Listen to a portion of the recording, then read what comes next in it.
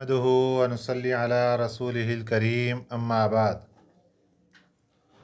पारा नंबर 4 सूरतुन निसा आयत नंबर 3। अऊज़ु बिल्लाहि मिनश शैतानिर रजीम बिस्मिल्लाहिर रहमानिर रहीम। व इन खिफ्तुम अल्ला तुक़सितू फ़िल यतामा फ़न्किहू मा ताब लकुम मिनन निसाइ मस्ना व सुलास व रुबा। फ़इन खिफ्तुम अल्ला तअदिलू फ़वाहिदतन औ मा मलकत अयमानुकुम ज़ालिक अदना अल्ला तऊलू। व आतुन निसाअ सदक़ातिहिन्न निहला फ़इन तिब्न लकुम अन शैइन मिन्हु नफ़्सन फ़कुलूहु हनीअम मरीआ। सदक़ल्लाहुल अज़ीम। कल के सबक में यतीमों के हुस्न सलूक के मुताल्लिक़ अल्लाह ताला ने 3 बातें इरशाद फरमाई थीं, जिसमें सबसे पहली बात कि उनके माल उनको सुपुर्द कर दिए जाएं। दूसरी बात, अपने नाकिस माल को उनके अच्छे माल से तब्दील ना किया जाए। तीसरी बात, उनके मालों को अपने मालों के साथ मिक्स करके ना खाया जाए। आज के सबक में यतीम लड़कियों के मुताल्लिक़ एक आयत मुबारका का नज़ूल हुआ। प्यारे नबी सल्लल्लाहु अलैहि वसल्लम पर हज़रत अम्मा आयशा सिद्दीक़ा रज़ी अल्लाह ताला अन्हा से रवायत है, आप सल्लल्लाहु अलैहि वसल्लम के ज़माने में एक आदमी का इंतकाल हो गया। उसकी एक यतीम बेटी थी।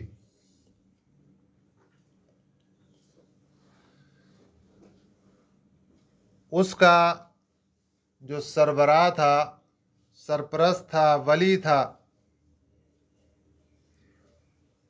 उसके पास एक बाग था।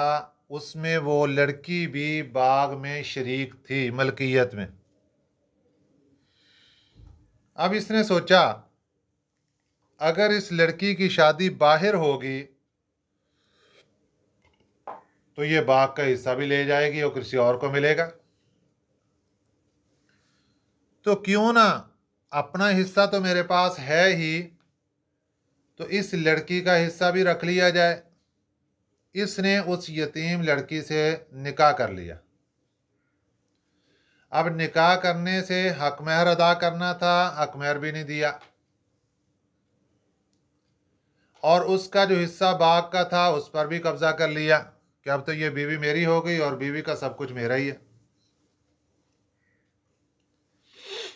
शरीयत मुताहरा ने खावंद और बीवी दोनों की मलकियत अलग अलग रखी है। खावंद की मलकियत वाली चीज़ों की बीवी मालिक नहीं हो सकती, बीवी की मलकियत वाली चीज़ों की खावंद मालिक नहीं हो सकता। उस आदमी ने बाग पर कब्जा कर लिया। अब असल जो मकसद था वो तो सारा हासिल हो गया, बाग कंट्रोल में करना था, वरासत सारी समेटनी थी, वो समेट ली। अब उसके हुकूक भी अदा नहीं हो रहे, वो बेचारी परेशान। तो अल्लाह ताला ने इस आयत मुबारका को नाज़िल फरमाया व इन खिफ्तुम, अगर तुम्हें खौफ हो, तुम्हें डर हो, अल्लाह तुक़सितू फ़िल यतामा, कि तुम इंसाफ वाला मामला नहीं कर पाओगे, फिल यतामा, यतीम बच्चियों के हक में। यतीम लड़कियों के हक में इंसाफ वाला मामला नहीं कर सकोगे तो फन की हो, फिर तुम इनको छोड़ दो, इनके साथ निकाह मत करो, इनको कैदी बनाकर मत रखो। फन की हो, फिर तुम निकाह करो, मा ताब लकुम, जो भी तुम्हें पसंद लगे, मिनन निसा, और औरतों में से। इस यतीम को छोड़ दो, इसके अलावा तुम्हें ख़ानदान में बाहर कहीं जो भी तुम्हें आज़ाद मुसलमान औरत पसंद लगती है, तुम उससे शादी कर लो। मसना, दो दो कर लो इजाज़त, वसुलासा, तीन तीन कर लो, व रुबा, और चार चार कर लो। इस आयत मुबारका में सबसे पहले नंबर पर इसका नुज़ूल देखा जाएगा कि ये आयत मुबारका नाज़िल किस वक़्त हुई और इसका मंशा क्या था। ये नाज़िल हुई है असल यतीम लड़कियों के हुकूक के मुताल्लिक़ कि उनका हक गस्ब किया जा रहा था। गस्ब करने की एक सूरत तो ये थी जो इसके शान नुज़ूल में आपने सुन ली, और दूसरी सूरत ये होती थी कि अगर वो बच्ची, वो लड़की साहिबे जायदाद तो है लेकिन ज़रा हुस्न और जमाल से कमी है, अब उसके साथ ना तो खुद निकाह करते, ना किसी और के यहाँ उसकी शादी होने देते कि भाई विरासत तो सारी चली जाएगी, बाग है, बाकी ज़मीनें जायदाद सब कुछ ये तो कोई और ले जाएगा। अब उसको कैदी बनाकर अपने पास रखते ताकि ये जो बाग है, जो जायदाद है, ये किसी और के हाथ में क्यों जाए। अब बच्ची को सिर्फ उसकी जायदाद की वजह से अपने कब्जे में रखा है, ना उसके आगे कहीं शादी होने दे रहे हैं, ना खुद कर रहे हैं। अगर खुद कर रहे हैं तो फिर उसका माल सारा समेटा और उसके बाद उसको पूछ ही नहीं रहे कि तू कौन है, मैं कौन। ये शरीयत मुताहरा के अंदर हुक्म दिया गया कि देखो, अगर तुम्हें खतरा है, व इन खिफ्तुम, अगर तुम्हें डर है, खतरा है, अल्लाह तुक़सितू फिल यतामा, कि तुम इंसाफ वाला मामला नहीं कर सकोगे यतीम लड़कियों के हक में, तो फन की हो मा ताब लकुम, फिर तुम निकाह करो जो तुम्हें पसंद लगे, मिनन निसा, औरतों में से, मिनन निसाई, औरतों में से, मसना व सुलासा व रुबा, दो दो शादियां कर सकते हो, तीन तीन कर सकते हो, व रुबा, चार चार कर सकते हो। तो पहला मसला यतीम लड़कियों का मसला हल हो गया। दूसरा मसला इस आयत मुबारका से यह समझ आया कि इंसान मुसलमान मर्द को कहाँ तक शादियां करने की इजाज़त है। 4 तक शादी करने की इजाज़त है। तीसरा मसला, फ़इन खिफ्तुम, फिर अगर तुम्हें डर है कि 2 शादियां करूंगा तो इंसाफ नहीं कर पाऊंगा, 3 कर लूंगा तो इंसाफ नहीं कर पाऊंगा, 4 कर लूंगा तो इंसाफ नहीं कर पाऊंगा। फ़इन खिफ्तुम, अगर तुम्हें डर हो, अल्लाह तादिलू, कि तुम इंसाफ नहीं कर पाओगे, अदल नहीं कर पाओगे इनके दरमियान। जाहिर है लोगों को ये आयत तो समझ आती है कि भाई शरीयत इस्लामी ने 2 शादियों की इजाज़त दी। ये तो पता है कि 2 शादियों की इजाज़त दी, 3 की दी, 4 की दी। ये नहीं पता कि शरीयत ने हुक्म क्या लगाया। शरीयत मुताहरा कहती है अदल करो, 2 कर सकते हो करो, 3 कर सकते हो करो, 4 कर सकते हो, अपनी गुंजाइश, अपनी जिस्मानी ताकत हर लिहाज से देख कर तुम्हें इजाज़त है, करो। लेकिन अदल करना है, इंसाफ करना है। इंसाफ, लिबास के अंदर इंसाफ, रहने सहने के अंदर इंसाफ, रहायशी मामले के अंदर इंसाफ, बारी के अंदर इंसाफ, सफ़र पर जाना आना है इस चीज़ के अंदर इंसाफ।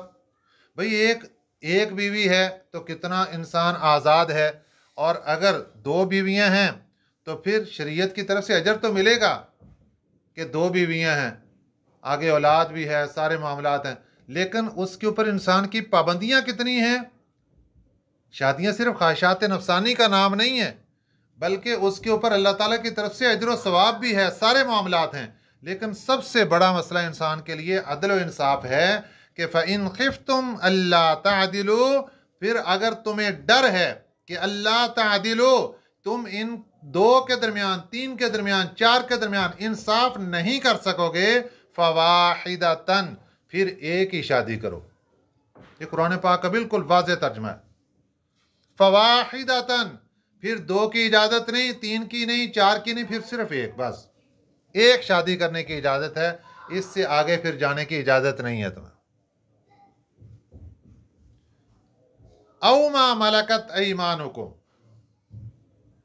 या फिर तुम्हें पता है कि मैं एक शादी करके भी उसके हुकूक पूरे नहीं अदा कर सकूंगा और मामलात पूरे नहीं हो सकेंगे, तो फिर मा मलकत ऐमानुकुम, मा मलकत, मलकत से मुराद है बांदी, लौंडी। ऐमानुकुम, जिसके तुम मालिक हो, जो बांदी है तुम्हारे पास, सिर्फ उसी के ऊपर गुजारा करो, फिर एक शादी करने की भी इजाज़त नहीं, फिर रुख से आराम से बैठो। ज़ालिका अदना, ज़ालिका इसमें इशारा है, मुशारुन इलैह पीछे सारा मामला है। ये जो सारा अल्लाह पाक ने समझाया कि 2 का करने की इजाज़त, 3 की, 4 की नहीं कर सकते, अगर अदल नहीं कर सकते फिर एक ही करो। ज़ालिका, ये वाला मामला, अदना ज़्यादा करीब है, अल्लाह ताउलू, ये कि तुम माइल ना हो जाओ, झुक ना जाओ, ज्यादती ना कर बैठो। ये आयत मुबारका का तर्जुमा मुकम्मल हुआ। इस आयत मुबारका से हमें यह मसला समझ आ गया कि भाई यतीमों के साथ, यतीम बच्चियों के साथ नाजायज़ मामला नहीं होने देना। आजकल भी कई मुआशरों के अंदर ऐसे है कि चचा के सरपरस्ती में आ गई बेटी, भतीजी आ गई उसकी सरपरस्ती में, देखा कि इसके पास तो जायदाद है, चलो इसकी अपने बेटे से ही शादी कर देते हैं।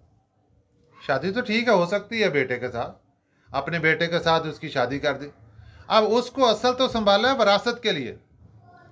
तो ये शरीयत मुताहरा, अल्लाह ताला की ज़ात जानती तुम्हारी नीयत क्या है। तुम्हारी नीयत शादी करके घर बसाना है या तुम्हारी नीयत जायदाद को बटोरना है, ये अल्लाह ताला को तो सब मालूम है। तो इंसान की उस नीयत के ऊपर क़यामत के दिन पकड़ होनी है। जिस नीयत के ऊपर इसने किसी के माल पर डाका डाला, किसी के जायदाद पर डाका डाला, किसी की वरासत पर डाका डाला, कोई भी हीला बहाना करके यतीमों का माल लूट लिया। अल्लाह ताला ने पीछे कल के सबक में आयत आ गई थी, अभी वो आयत मुबारक नंबर 10 है, ये हम 3 के ऊपर हैं, 10 नंबर वहाँ आगे आ रही है। अल्लाह ताला क्या फरमा रहे हैं कि यतीमों का माल खाने वाला वो अपने पेटों के अंदर आग भर रहा है। तो खाने से मुराद ये नहीं कि खाने की चीज़, यहाँ खाने से मुराद मुतलकन है, किसी भी इस्तेमाल के अंदर उसको लेकर आते हो, यतीमों का माल समेटा और किसी भी सूरत में उसको अपने इस्तेमाल में लाते हो, खा वो लिबास की सूरत में, खा वो मकान की सूरत में, खा वो गाड़ी की सूरत में, किसी सूरत में भी अपने इस्तेमाल में लेकर आए, तुमने अपने लिए जहन्नम की आग तैयार कर ली। नीयत को देखा जाएगा। तुम्हारी डाका मारने की नीयत है, किस लिए तुम ये रिश्ता कर रहे हो? सिर्फ ये लोगों को ये दिखाना कि हम यतीम बच्ची है, हाँ इसका कोई बाहर वाली वारस कोई नहीं, हम इसको संभाल रहे हैं जी, मुआशरे के अंदर ये धूम मचाई जा रही है। और असल नीयत अंदर खाते क्या है कि चलो जी जायदाद समेटो, गाड़ी शाड़ी भी है, कारोबार भी है, सब कुछ अपने पास ही रह जाएगा, बाहर जाएगी तो सारी दुनिया ले जाएगी इसको। कोई हीला बहाना शरीयत के अंदर नहीं चल सकता। इंसान लोगों के सामने हीले बहाने करके छुप सकता है, अल्लाह की जात से नहीं छुप सकता।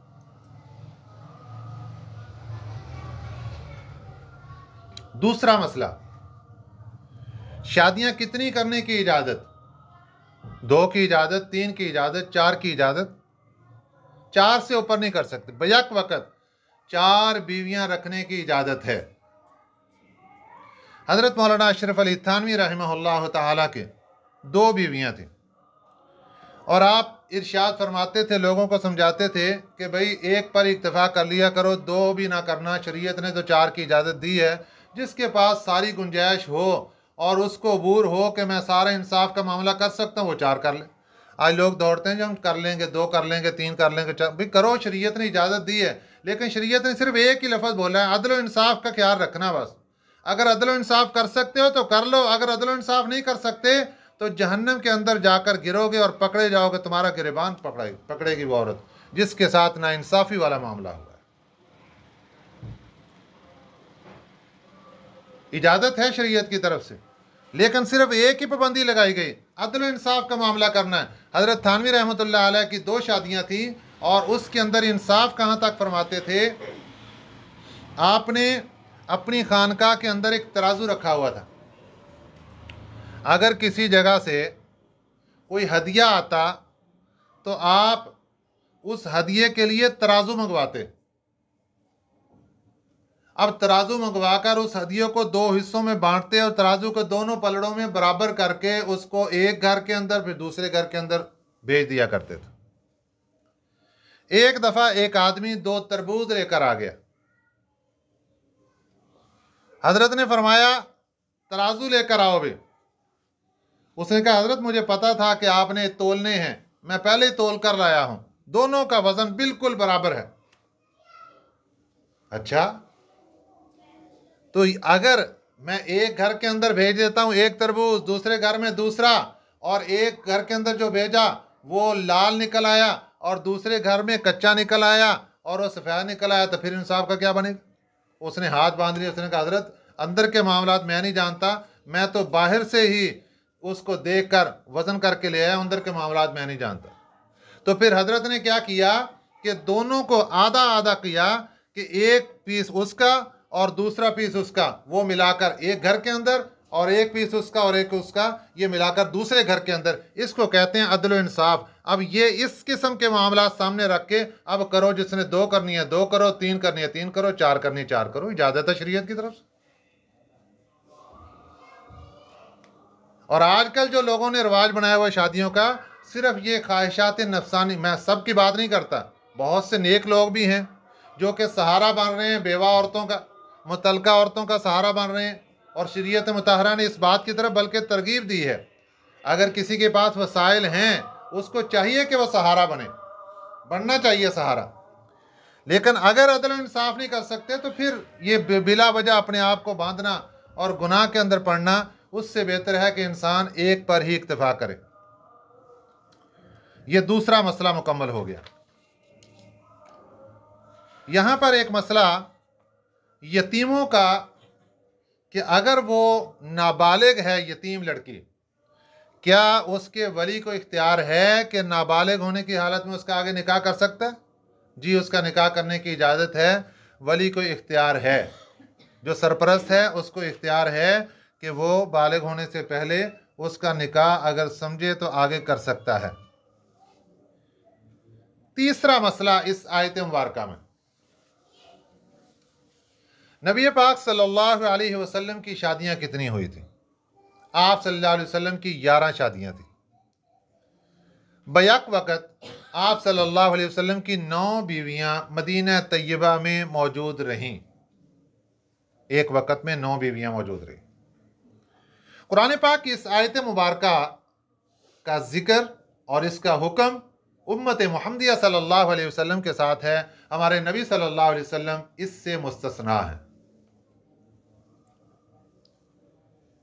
मैं बात आगे कर रहा हूं, उससे पहले एक बात ये ज़हन के अंदर रखना कि हमारे आका सल्लल्लाहु अलैहि वसल्लम का हर काम, हर फेल अल्लाह के हुक्म के साथ होता था, बगैर अल्लाह की ज़ात के हुक्म के नबी पाक सल्लल्लाहु अलैहि वसल्लम अपनी ज़ुबान से भी कोई जुमला इरशाद नहीं फरमाते थे, चाहे जाए कि कोई काम कर लें। वमा यंतिकु अनिल हवा इन हुवा इल्ला वह्युन यूहा, जब तक अल्लाह की ज़ात की वही नहीं होती, मेरे आका सल्लल्लाहु अलैहि वसल्लम ज़ुबान को हरकत देकर कुछ जुमला भी इरशाद नहीं फरमाते थे। इसलिए आप सल्लल्लाहु अलैहि वसल्लम की जो 11 शादियाँ हुई, ये अल्लाह के हुक्म से हुई। आप सल्लल्लाहु अलैहि वसल्लम का इरशाद करामी मफ़हूम ये है कि देखो, जिस जहाँ जहाँ मैंने अपनी शादियाँ की वो भी अल्लाह के हुक्म से, और जहाँ जहाँ मैंने अपनी बेटियों की शादियाँ की वो भी अल्लाह के हुक्म से। आप सल्लल्लाहु अलैहि वसल्लम की इन 11 शादियों को लेकर कुफ़ार की तरफ से एतराज़ होता है। गैर मुस्लिम लोग एतराज़ करते हैं कि इन्होंने इतनी ज़्यादा शादियाँ क्यों की, और इस एतराज़ के ज़िमन में जिस तरह बाकी लोगों ख्वाहिशात नफसानी, इसी तरह आप सल्लल्लाहु अलैहि वसल्लम पर भी नाऊज़ बिल्लाह ये दब्बा लगा देते हैं कि ये भी इन्होंने भी इस काम के लिए की, और नाऊज़ बिल्लाह मिन ज़ालिक आप सल्लल्लाहु अलैहि वसल्लम के ऊपर इल्ज़ाम है। इसका सबसे पहला जवाब यह है कि आप सल्लल्लाहु अलैहि वसल्लम ने जो पहली शादी की वो 25 साल की उम्र थी और 40 साल की एक बेवा खातून के साथ की, हज़रत अम्मा खदीजतुल कुबरा रज़ी अल्लाह ताला अन्हा के साथ। और 2 मरतबा हज़रत अम्मा खदीजतुल कुबरा रज़ी अल्लाह ताला अन्हा बेवा हो चुकी थी। उससे पहले एक जगह शादी हुई, खामद फौत हो गए, उससे भी औलाद। दूसरी जगह शादी हुई, खामद फौत हो गया, उससे भी औलाद। फिर तीसरी मरतबा आप सल्लल्लाहु अलैहि वसल्लम के साथ शादी हुई है। तो जिस हस्ती की शादी नौजवानी की उम्र में, 25 साल की उम्र में एक 40 साल बेवा खातून के साथ हो रही है, उसके ऊपर ये इल्ज़ाम लगाना कितनी बड़ी बेशर्मी और बेगैरती की बात है। इसके बाद आप सल्लल्लाहु अलैहि वसल्लम ने हज़रत अम्मा खदीजतुल कुबरा रज़ी अल्लाह ताला अन्हा की ज़िंदगी भर में आपने कोई और शादी नहीं की, और आप सल्लल्लाहु अलैहि वसल्लम की जितनी भी औलाद है वो हज़रत अम्मा खदीजतुल कुबरा रज़ी अल्लाह ताला अन्हा के बतन मुबारक से है। एक बेटा हज़रत इब्राहीम, वो हज़रत मारिया किब्तिया रज़ी अल्लाह ताला अन्हा ये बांधी थी, ये उनके बतन मुबारक से है। हज़रत अम्मा खदीजतुल कुबरा रज़ी अल्लाह ताला अन्हा की वफ़ात के बाद आप सल्लल्लाहु अलैहि वसल्लम ने शादी की है हज़रत सौदा रज़ी अल्लाह ताला अन्हा के साथ, और इसी साल निकाह हुआ है हज़रत आयशा सिद्दीक़ा रज़ी अल्लाह ताला अन्हा के साथ मक्का मुकर्रमा में, लेकिन रुख़्सती नहीं हुई।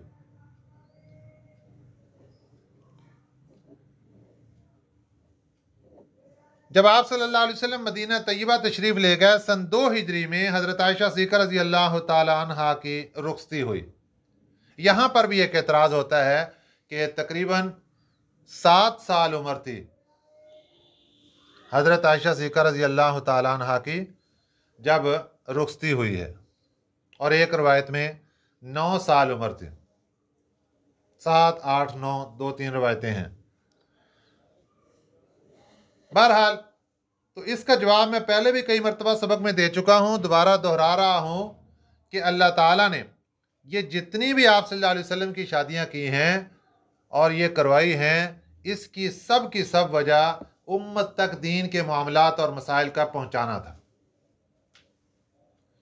अब एक है बड़ी उम्र की खातून, उसके लिए अहादीस मुबारका का याद करना, मसाइल का याद रखना, कुरान पाक का तर्जमा तफसीर का याद रखना, ये मुश्किल था।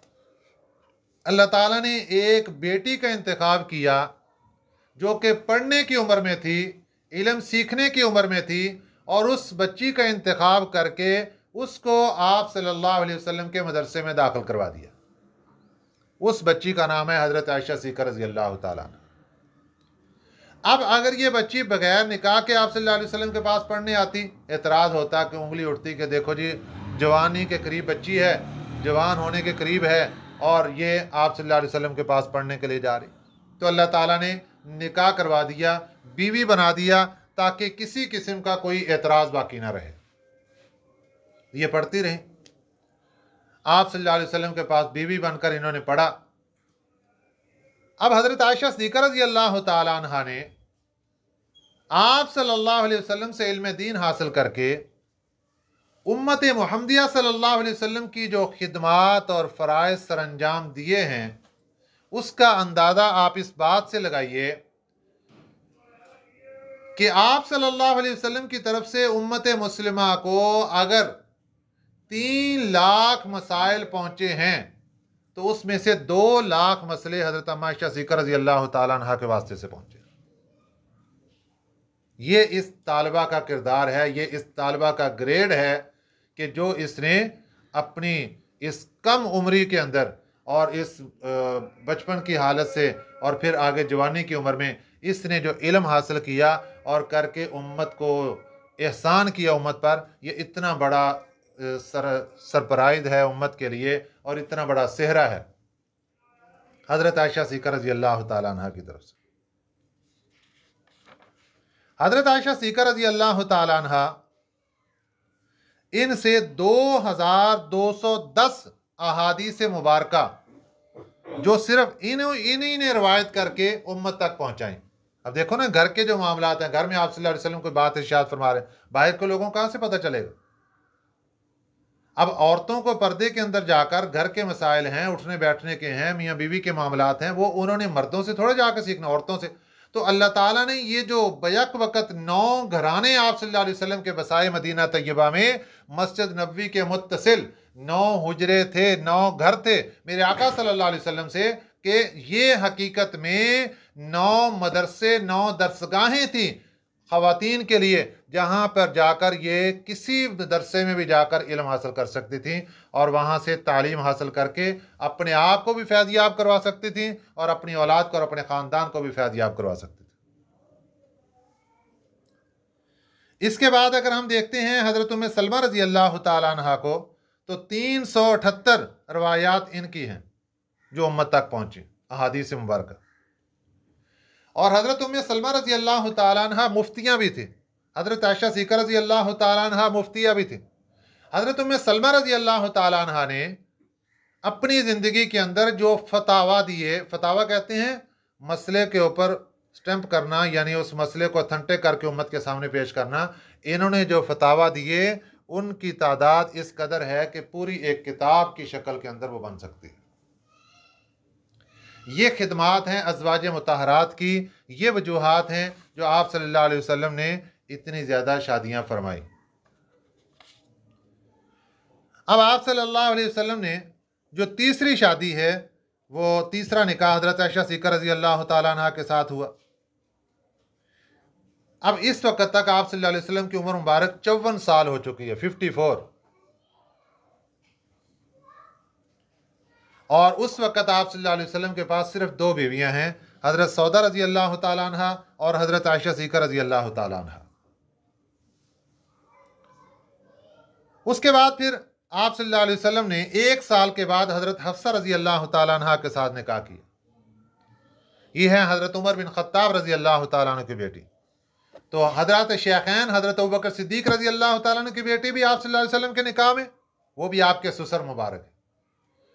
और हज़रत उमर बिन ख़त्ताब रज़ी अल्लाह तआला अन्हु की बेटी, वो भी आप सल्लल्लाहु अलैहि वसल्लम के निकाह में, ये भी आप सल्लल्लाहु अलैहि वसल्लम के ससुर हैं।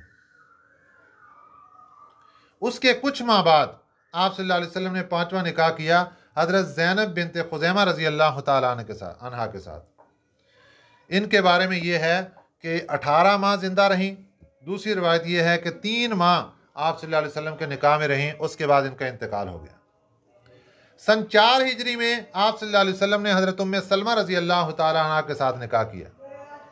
सन 5 हिजरी में 7वां निकाह आपने हज़रत ज़ैनब बिनत जहश रज़ी अल्लाह तआला अन्हा के साथ किया।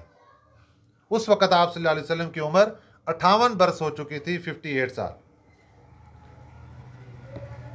अब उस वक़्त आप सल्लल्लाहु अलैहि वसल्लम के पास सिर्फ 4 बीवियां जमा हुई बेयक वक़्त। फिर उसके बाद सन 6 हिजरी में हज़रत जुवेरिया रज़ी अल्लाह तआला अन्हा के साथ आपका निकाह हुआ। सन 7 हिजरी में हज़रत उम्मे हबीबा रज़ी अल्लाह तआला अन्हा के साथ निकाह हुआ। फिर सन 7 हिजरी में हज़रत सफ़िया रज़ी अल्लाह तआला अन्हा के साथ निकाह हुआ। फिर इसी साल हज़रत मैमूना रज़ी अल्लाह तआला अन्हा के साथ निकाह हुआ। ये आखिरी निकाह था हज़रत मैमूना रज़ी अल्लाह तआला अन्हा के साथ। इस लिहाज से आप सल्लल्लाहु अलैहि वसल्लम के 11 निकाह हुए।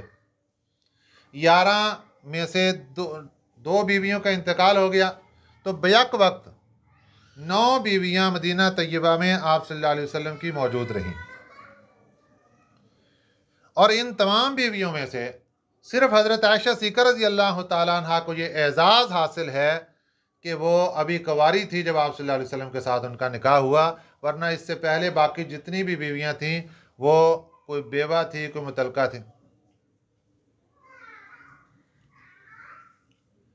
और इन बीवियों से आप सल्लल्लाहु अलैहि वसल्लम ने जब निकाह किया तो इनके फ़ायदे उम्मत को भी पहुँचे, और कितने कितने लोगों को इनके फ़ायदे पहुँचे ये भी एक बड़ी लंबी तफसील है। जैसा कि हज़रत जुवेरिया रज़ी अल्लाह तआला अन्हा के साथ जब आप सल्लल्लाहु अलैहि वसल्लम का निकाह हुआ, कबीला बनो मुस्तलक, उनके साथ जंग हुई और वहाँ से कैदी आ गए और उनके अंदर ख़वातीन भी कैद होकर आईं। तो माल गनीमत के अंदर बांदियाँ थी, उनको तकसीम कर दिया गया, यहूदी थी सारी। तो हज़रत जवेरिया ये एक सहाबी के पास तकसीम होकर पहुंची, उनकी बांदी बनी। तो इन्होंने उनके साथ, अपने मालिक के साथ, अपने आका के साथ ये बात तय कर ली कि देखो मैं तुम्हें कुछ पैसे दे दूंगी, उसके बाद आप मुझे रिहा कर दो, आज़ाद कर दो।